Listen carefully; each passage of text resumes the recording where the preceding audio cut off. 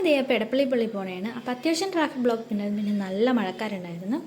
അങ്ങനെ ഞങ്ങൾ പള്ളിയൊക്കെ എത്തിയപ്പോൾ ഞാൻ ആദ്യമായിട്ട് വന്നേനും ഇവിടെ പുതിയ പള്ളിയിൽ ആദ്യമായിട്ട് വന്നേനും. പഴയ പള്ളിയിൽ വർഷങ്ങൾക്ക് മുമ്പ് വന്നിട്ടുണ്ട്. അപ്പോൾ അത്യാവശ്യം നല്ല വലിയ പള്ളിയാണ്. അങ്ങനെ പിള്ളേഴ്സൊക്കെ കാറിൽ നിന്ന് ഇറങ്ങി ഞങ്ങൾ പയ്യെ ഇപ്പുറത്തെ സൈഡിൽ കൂടി ഞങ്ങൾ പയ്യെ ഇങ്ങനെ നടന്ന് പള്ളിയുടെ അകത്തൊക്കെ കയറി. ഒന്നും പറയാനില്ല, നല്ല ഭംഗിയുണ്ട് കാണാനായിട്ട്. കുറേ നേരം ഇവിടെ പ്രാർത്ഥിച്ചിരുന്ന്.